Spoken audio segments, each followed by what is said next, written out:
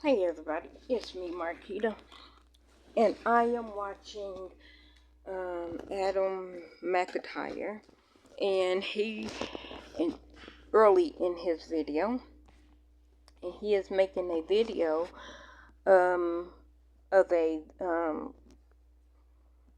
he said he found a recording of Jody Hillebrand, evil number 2, because Ruby will be evil number 1, because them was her kids.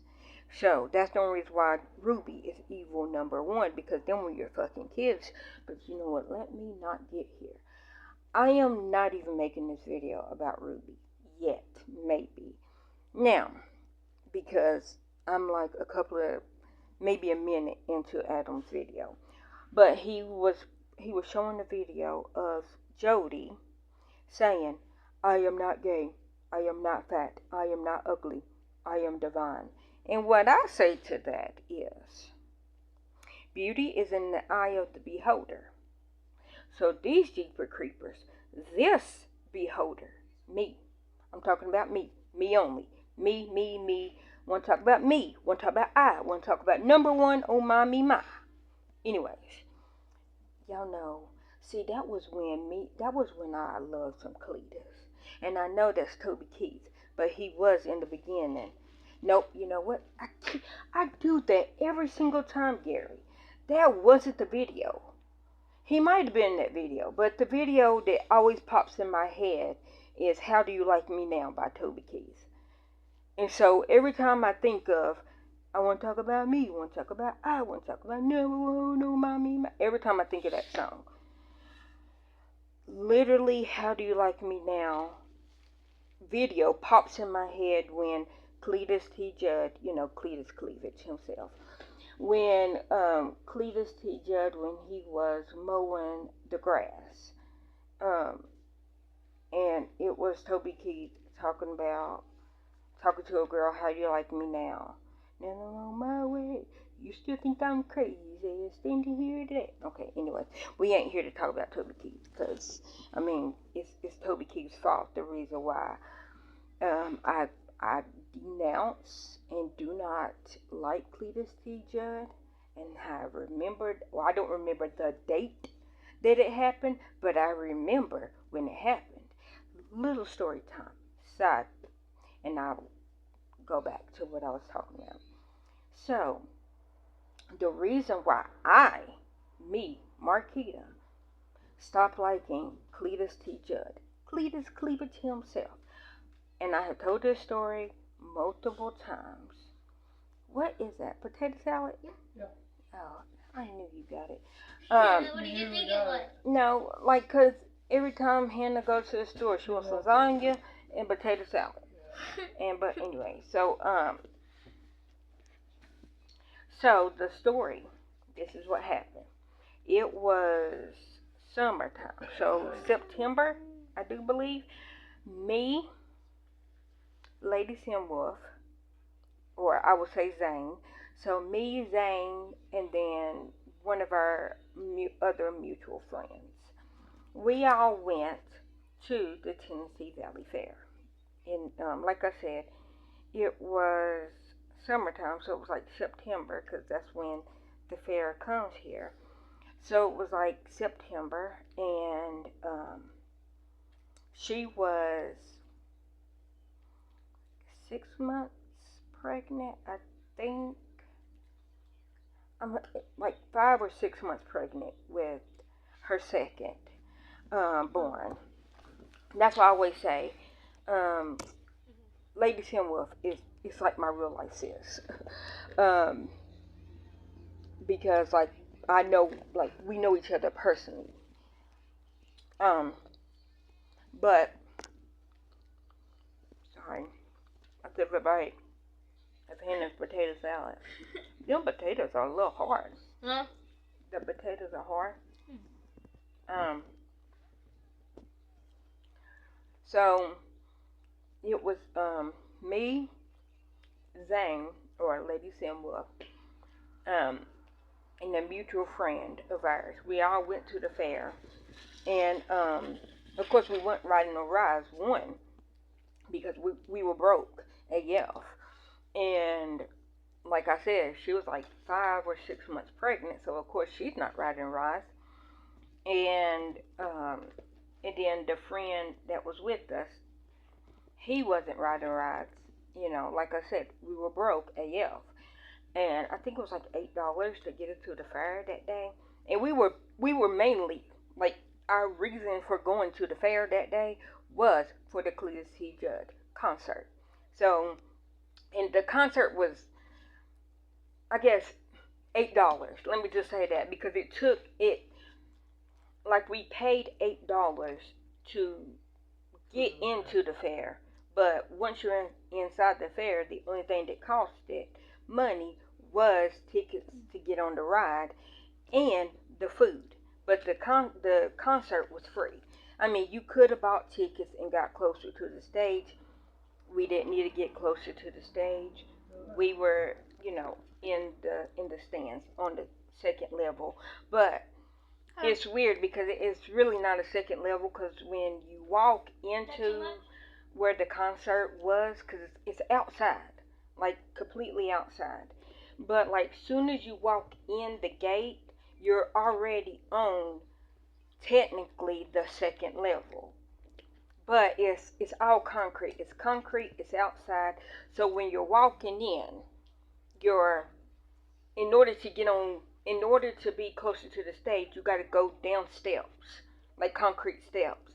But you, like I said, we were technically on the second level, but what it was is, we were just on the ground level of, like, when you walk in, and we went 2 levels up. So when we came in, we went up the steps and was like technically on the third level, because the first row of the thing was on the main part.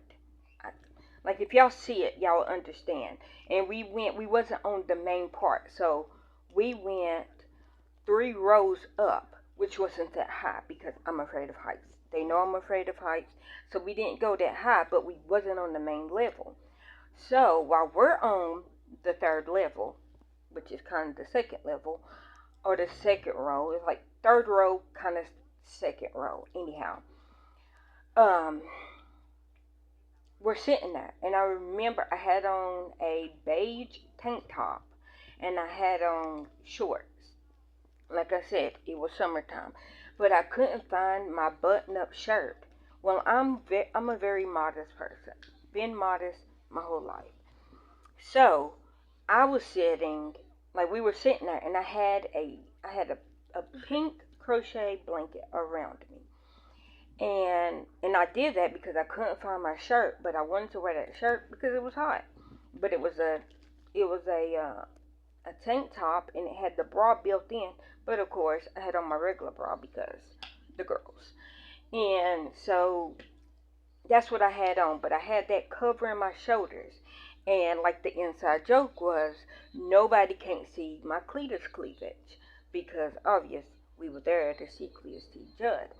And it was like this man sitting on the first row, or the ground level row, and we were sitting like 2 rows behind him.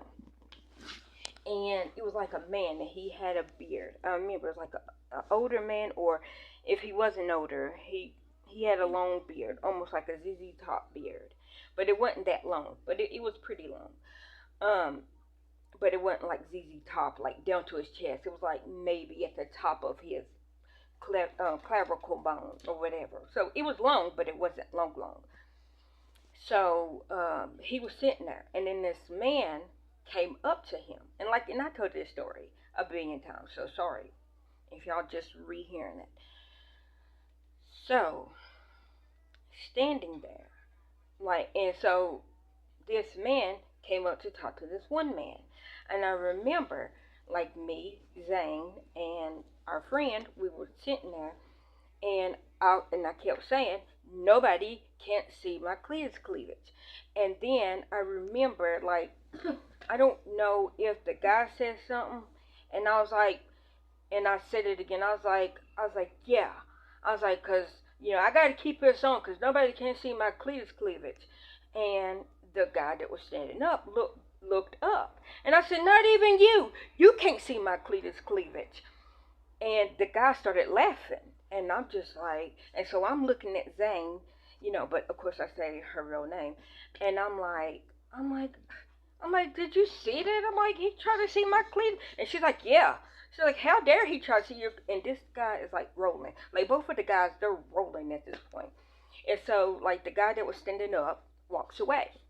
Okay, very important. Like like they almost knee slapping laughing.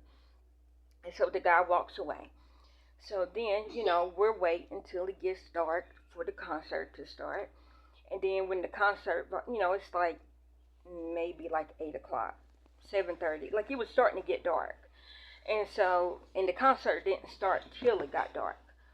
Okay, so then that one guy, not the old ZZ Top beard dude, the other guy that was standing there, came out on stage, and he's like, hey everybody, and we're like, hey, ah.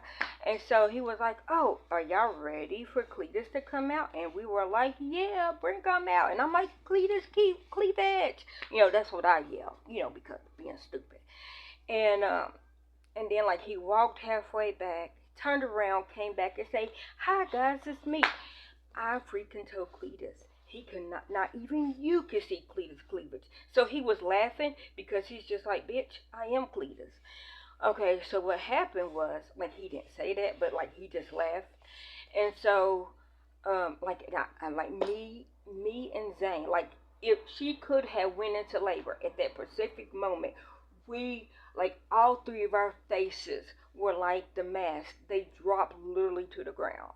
Like we didn't have any jaw bones left, cause it, like, our mouth was literally on the floor. And I was like, I can't believe I told Cletus he cannot see my Cletus cleavage.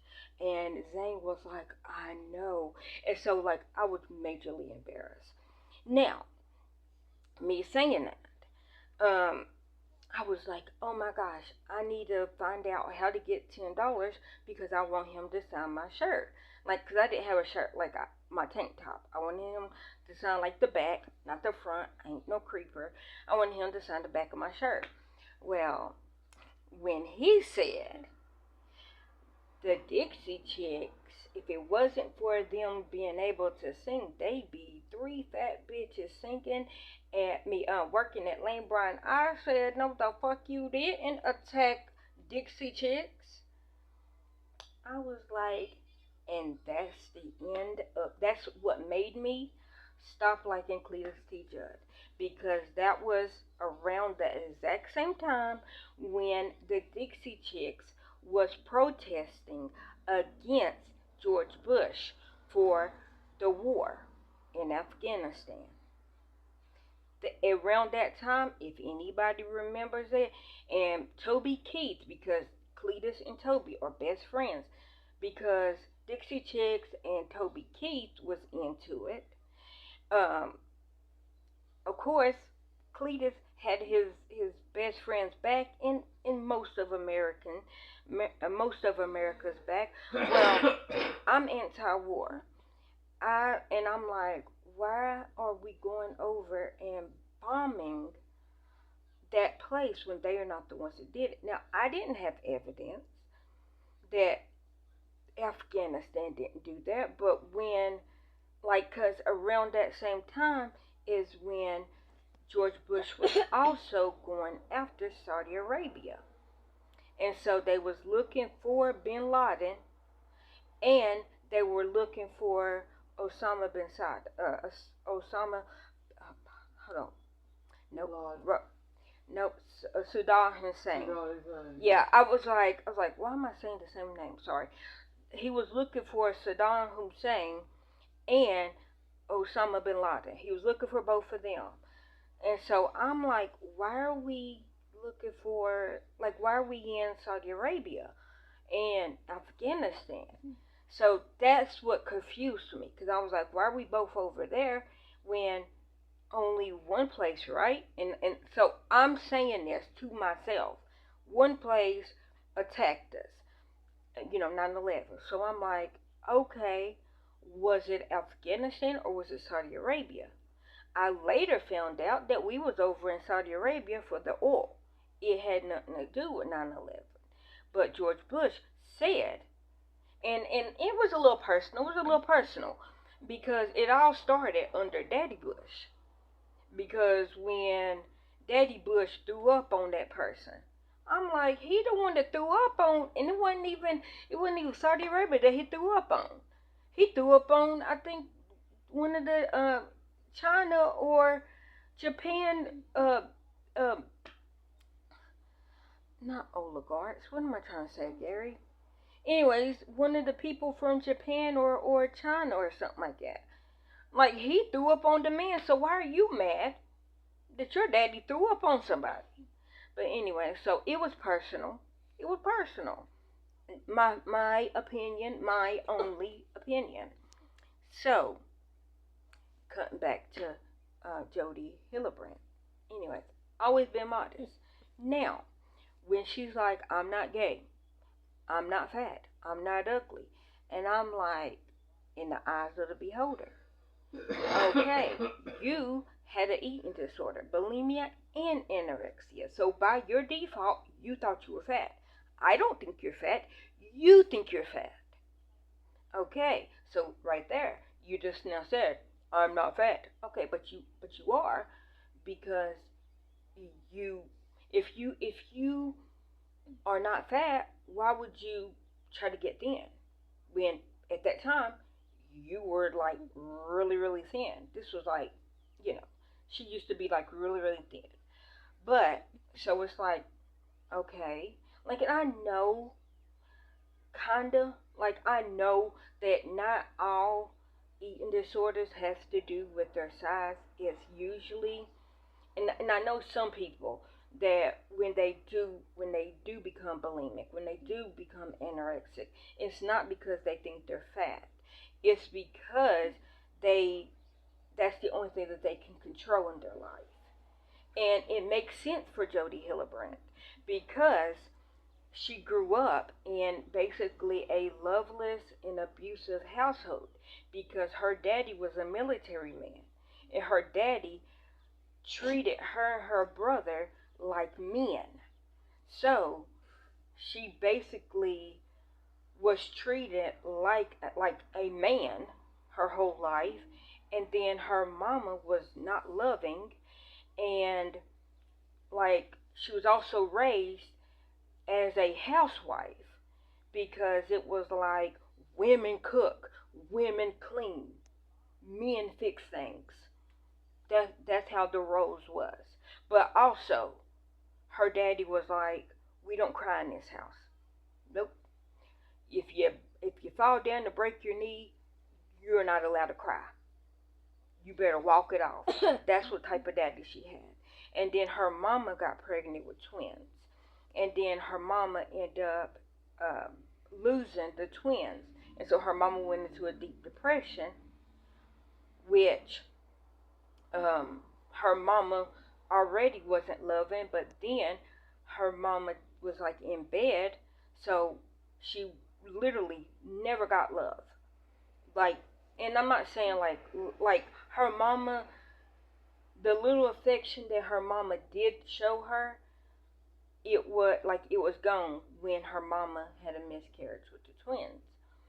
And her daddy literally used to call over like at home and like basically put the rules on. So it's like, you're not even here, but we still have, like, it was just, and I know, anyways, her daddy, like, say if he called, like his weekly called, and then it'd be like, well, okay, this person, this child has to cut the grass and clean the gutters, on the roof and redo the roof, and then this child has to repave the sidewalk, and like stupid stuff, like not stupid stuff, but like he wasn't there, like he gave them orders over the phone and they had to follow it, and he was like that militant. So, yes, I understand, like when she was bulimic, when she was anorexic. Maybe that's why she was thin. But she was also like that because she had no other control in her life. So by your thing, you think you're fat. I don't think you're fat. You think you're fat. Now, when she's like, I'm not I'm not ugly. Okay, in the eyes of the beholder. Now, you're very ugly on the inside. Very ugly on the inside. And that ugliness that's on the inside is shining on your outside. I'm not calling you ugly. What I am saying is that your insides are rotting. So your your true colors are shining through. You know, you know, I can see your true colors shining through. Like I said, you say you're not ugly, but beauty is in the eye of the beholder. And this beholder says that your insides is ugly, so it is shining on the outside. Now, when she's like, I'm not gay, okay, it's okay if you are. Equality for all. I have always said that. Love who you want to love. Love is love. That's what I say. Now, with me saying that, you think you're gay. I'm not thinking that you're gay. You think you're gay. And the only reason why I say that is because when she found out her, because I think I don't know what you would call it. Her brother's child, Jesse, which their pronouns is them, they. That's why I don't want to misgender them, what they want to be called, because I am for equality. And so, her brother's child, you know, um, stayed with her because that child was gay, and she told her Jessie that yeah, being gay is a sin, being gay is wrong. But if I ever if I ever date anybody, it's gonna be my best friend, and that's not gay. But it's like your best friend is a woman, and you're saying that me wanting to date women is wrong, and that's gay, but it's not gay if you date a woman because that woman is your best friend. So you're saying you're gay. So that's why I'm like, okay, you're like, I'm not ugly, I'm not gay, I'm not fat. But by your definition, you are. And it's okay. It's okay. Equality for all. Like if you're gay, be gay. If you're fat, be fat. If you're ugly, be ugly. Like I said, I'm not calling her fat. I'm not calling her ugly, and I'm not calling her gay. I'm just saying by your definition, if you date anybody, if you date a woman, it's okay because that's your best friend. Okay, but it's still a woman. How do you know that Jesse is not going to date their best friend? Right? Their best friend could be a woman. Why can't Jesse date their best friend? Why is that gay when Jesse does it, but it's not gay when you do it? Why are you saying you're not fat, but you were the one that was anorexic and bulimic? And like I say, I know it might not have been for physical. It might be that's the only thing that she could control in her life.